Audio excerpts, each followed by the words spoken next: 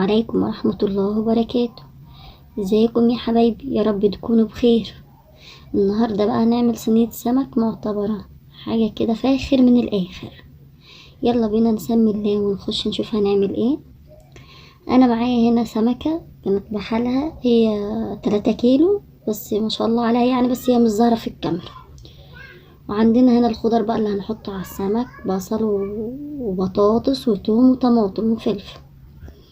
هنا هنجيب الكبة بتاعتنا وهنجيب فصين توم والبهارات بتاعنا الناعم، كمون وملح وجنزبيل. ونبدأ ونحط الفلفل بتاعنا ونبدأ ان احنا نضربهم في الكبة. انا مش عايزاهم ناعمين قوي يعني، انا مش نعمتهم قوي. وهنا معايا عصرة ليمونة كاملة حطيتها، وهبدأ ان انا اتبل السمك بتاعي فيها. هنزل بالسمك بتاعي كله وانزل بالدقة دي فيها.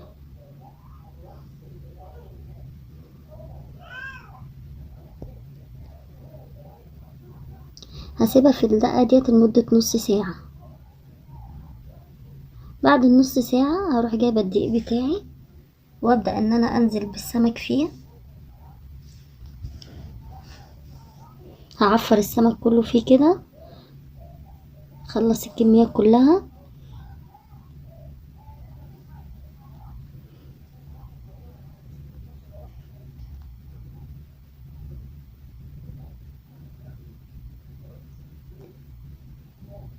كده انا خلصت الكمية كلها.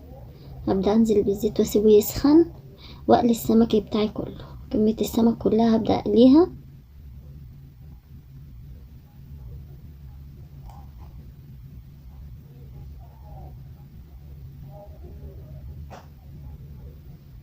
انا هنا هكون خلصت الكمية بتاعها. هسيب السمك يتقلي وهعمل الرز. اجيب حلة احط فيها الزيت بتاعي بتاع السمك بتاع الرز، وهنزل اكون مجهزة عندي ورق لوري.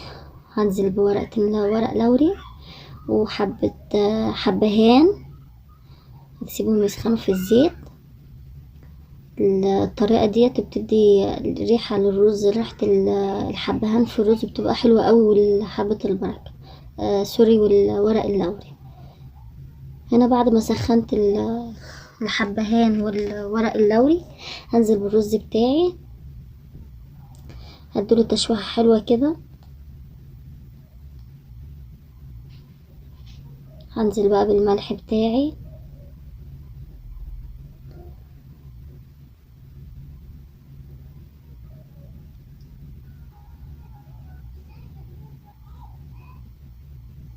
تمام كده، وابدأ اقلب.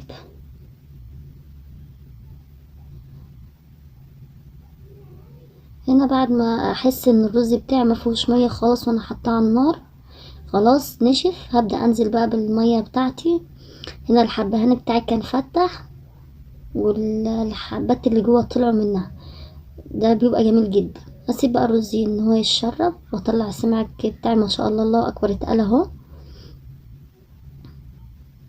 كده تمام خالص. هنزل هنا بقى هجيب الصينيه بتاعتي اللي انا هحط فيها السمك. هقلي فص توم وهنزل بالبصل بتاعي.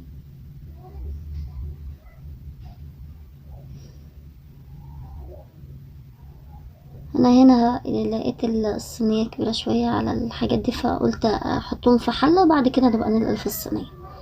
انا هنا نزلتهم في الحله.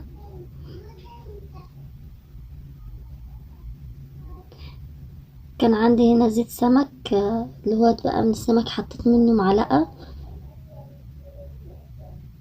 انا سبت البصله اتدبلت خلاص اهيت معايا. هنزل بقى بالطماطم وهنزل بالفلفل بتاعي،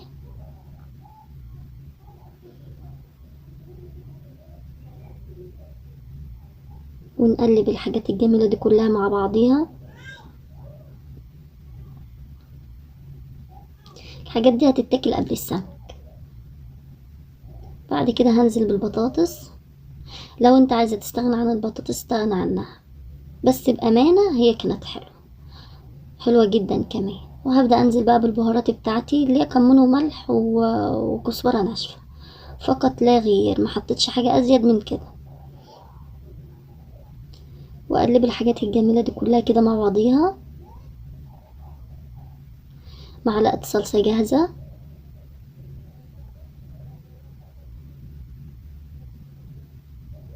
ننزل بقى. انا كنت مجهزة هنا مية مغلية معايا، هنزل بمقدار مثلا كوباية ونص مية، واغطي على الحاجات دي كلها كده واسيبها لحد ما تستوي في بعضيها.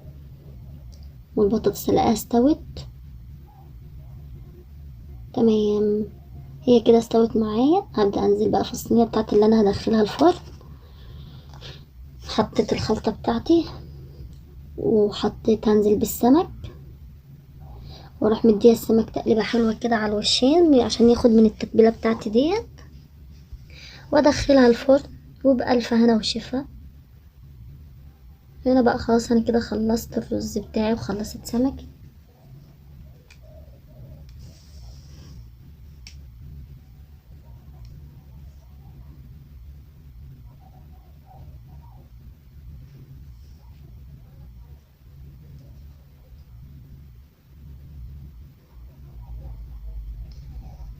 الطريقه دي بجد بجد والله هتعجبكم، حلاوتها بالرز الابيض ده جميله جدا. تاخدي من الصينيه اللي هي البصل والبطاطس والحاجات دي، تاكلي بها الرز حلوه قوي.